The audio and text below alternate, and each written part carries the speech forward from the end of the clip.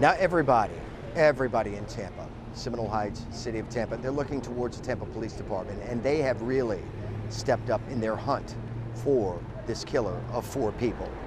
So what's the very latest? 10 News reporter Eric Glasser sat down with the chief himself to explain where we are.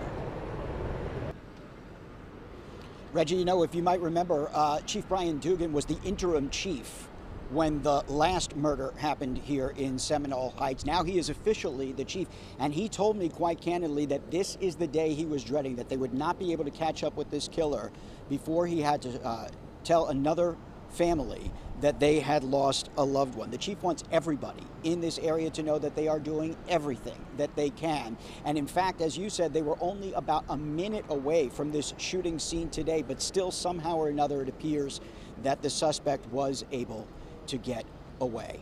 Earlier, not long before the sun went down here in Seminole Heights, I was able to talk to the chief. We walked through the very neighborhood, in fact, just 2 blocks from where the shooting occurred. And he told me that he had spoken today with the family of the latest victim, 60-year-old Ronald Felton, and assured them and others in this neighborhood that they share their sense of frustration.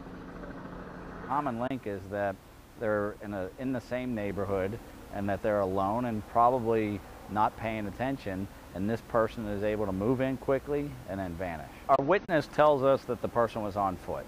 So whoever this is very comfortable with the neighborhood, has knowledge of the neighborhood, is someone that lives in your home, or is your neighbor that has your gun or is taking your gun to go do this and then putting it back, or have they taken it and they still have it and you're not aware of it. So we don't like having a neighborhood who doesn't feel safe. It's our job to protect those who can't protect themselves and make them be able to sleep at night. And right now it's a neighborhood on edge, and rightfully so, and it's frustrating to us, but we're here, and we've said before we're in for this, and we're going to figure out what's going on.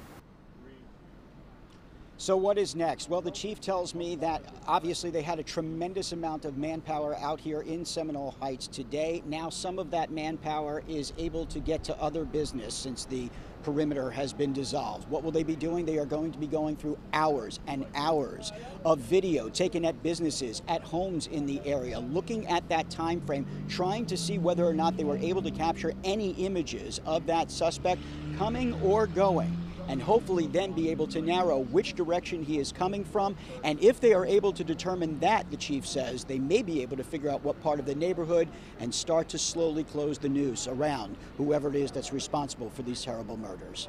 Live in Seminole Heights, Eric Glasser, 10 News. Eric, thank you so much. Now, I will tell you, I heard briefly from some of the high-ranking officials in the Tampa Police Department, and they said they're so angry and frustrated with this killer that's in our community. They say it might be a matter of hours. This is an ever-evolving story. That's why we will be on top of this. And it's a good reminder to stay on our Facebook page, stay live, download the app, because this story is evolving by the minute. We have crews throughout Seminole Heights tonight and into the morning to give you live updates on exactly what is going on. We're also streaming news conferences live no matter what time of the day, until this person is apprehended and caught. And Tampa police feel like they've gotten some good leads, and it might be just a matter of time before they track down who's responsible for killing 4 people in the Seminole Heights area. I'm Reginald Roundtree, live on Nebraska Avenue in Seminole Heights. Back to you in the studio, Courtney.